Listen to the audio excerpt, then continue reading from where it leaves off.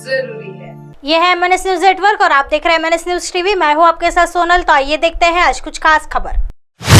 PM Modi boss है, ऑस्ट्रेलियाई प्रधानमंत्री ने जमकर की तारीफ। मोदी में हुआ सिडनी सुनने के लिए उमड़ी भीड़। पीएम नरेंद्र मोदी की ऑस्ट्रेलिया यात्रा का दूसरा दिन है। भारतीय प्रधानमंत्री की शाम ऑस्ट्रेलिया पहुंचे थे। फिलहाल पीएम मोदी सिडनी के कुडोस बैंक एरिना स्टेडियम में प्रवासी भारतीयों को संबोधित कर रहे हैं। इस दौरान पीएम मोदी ने कहा कि इतनी विशाल संख्या में आप सभी यहाँ आए हैं, सभी को मेरा नमस्कार। मैं जब 2014 में यहाँ आया था तो आपसे वादा किया था कि आपको भारत के किसी पीएम की 28 वर्षों तक प्रतीक्षा नहीं करनी पड़ेगी। सिडनी में मैं फिर से आपके सामने हाजिर हूँ।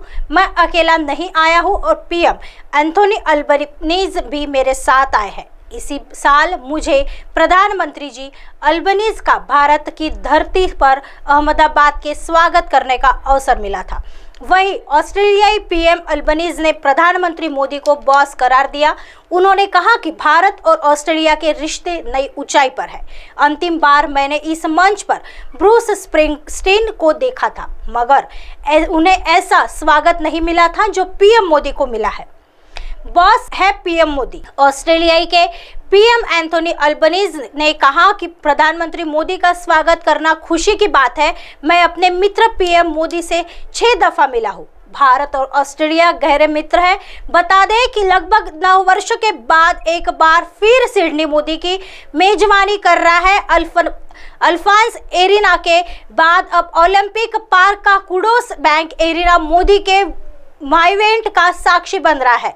यहाँ पीएम मोदी को देखने और सुनने वालों में इस कदर का क्रेज है कि लगभग 20,000 क्षमता वाला एरिना स्टेडियम भी छोटा पड़ने लगा है। यहाँ अब पैर रखने की भी जगह नहीं है। बता दें कि 2 दिन पहले ऑस्ट्रेलिया के प्रधानमंत्री अल्बनीज ने बताया था कि पीएम मोदी का इवेंट हमारे लिए बड़ी चुनौती बन गया है, क्योंकि इतनी भीड़ को नियंत्रित करना हमारे लिए मुश्किल हो रहा है। आइए बढ़ते हैं अगली खबर की तरफ। लिख कर रख लो, चंद्रबाबू नायडू जैसा ही होगा नीतीश कुमार का हाल। प्रशांत किशोर ने क्यों की यह भविष्यवाणी? चुनावी रणनीतिकार से नेता बने प्रशांत किशोर ने बिहार के सीएम नीतीश कुमार को लेकर बड़ी सियासी भविष्यवाणी की है। उन्होंने कहा कि नीतीश कुमार का हाल भी वैसा ही होगा जो 2019 के दौरान आंध्र प्रदेश में चंद्रबाबू नायडू का हुआ था। पीके ने कहा कि नीतीश कुमार जिस भूमिका में आने की कोशिश कर रहे हैं, बिल्कुल उस तरह की भूमिका में 5 वर्ष पूर्व चंद्रबाबू नायडू थे। वह आंध्र प्रदेश में बहुमत से सरकार चला रहे थे। पीके ने कहा कि नीतीश कुमार तो 42 विधायकों के साथ बिहार की तीसरी पार्टी है और लंगड़ी सरकार चला रही है। चुनाव के बाद चंद्रबाबू नायडू की सियासत का क्या हुआ, ये बात सब जानते हैं। बता दें कि 2019 के लोकसभा चुनाव से पहले तत्कालीन सीएम चंद्रबाबू नायडू देश में विभिन्न राज्यों का दौरा करके विपक्ष को एकजुट करने में जुटे हुए थे। वहीं आंध्र प्रदेश में उनकी ही सियासी जमीन खिसक गई। चुनाव के परिणाम आने के बाद उनके महज 3 सांसद रह गए और विधानसभा चुनाव में भी महज 23 विधायक ही उनकी पार्टी से जीते। इस तरह बहुमत की सरकार चलाने वाले चंद्रबाबू नायडू सत्ता से बेदखल हो गए। प्रशांत किशोर ने भविष्यवाणी करते हुए कहा कि लिख कर रख लीजिए, नीतीश कुमार का वही हाल होगा जो चंद्रबाबू नायडू का हुआ था। आइए बढ़ते हैं अगली खबर की तरफ। मुंबई दौरे पर सीएम केजरीवाल उद्धव और शरद पवार से करेंगे मुलाकात। भाजपा के खिलाफ मांगेंगे समर्थन। दिल्ली के सीएम और आम आदमी पार्टी सुप्रीमो अरविंद केजरीवाल मंगलवार यानी 23 मई को मुंबई दौरे पर है।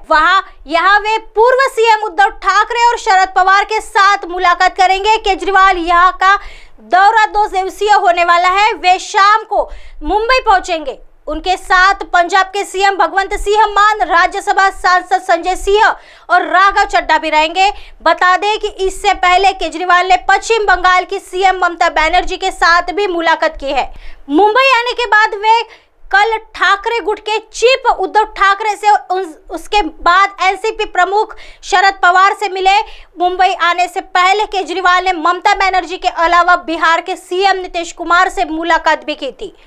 ये सभी विपक्षी नेता भाजपा के खिलाफ मोर्चा बनाने के लिए बैठक कर रहे हैं। इसी क्रम में केजरीवाल भी विभिन्न राज्यों के मुख्यमंत्रियों और दिग्गज नेताओं से मुलाकात केंद्र के अध्यादेश के खिलाफ समर्थन जुटाने के लिए कर रहे हैं। केजरीवाल की आपका कहना है कि सर्वोच्च न्यायालय ने दिल्ली में अधिकारियों की पोस्टिंग में राज्य सरकार के अधिकार को मान्यता दी थी। आपका कहना है कि शीर्ष अदालत के फैसले को ना मानते हुए गैर संवैधानिक और तांत्रिक तरीके से केंद्र सरकार ने अध्यादेश लाकर दिल्ली की निर्वाचित सरकार से सर्विसेज से संबंधित मामले में कानून बनाने का अधिकार छीन लिया है।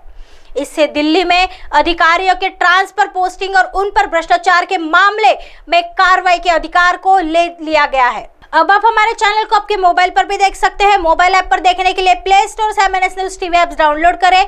इंस्टा, ट्विटर, हाईकुक, फेसबुक और कई सोशल मीडिया के प्लेटफॉर्म पर हमारा चैनल उपलब्ध है। आप इसे यूट्यूब पर भी देख सकते हैं। आप हमारे चैनल को लाइव भी देख सकते हैं www.mnsnewstv.com पर।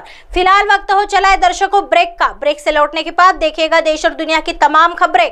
बने रहिए MNS न्यूज पर। नमस्कार।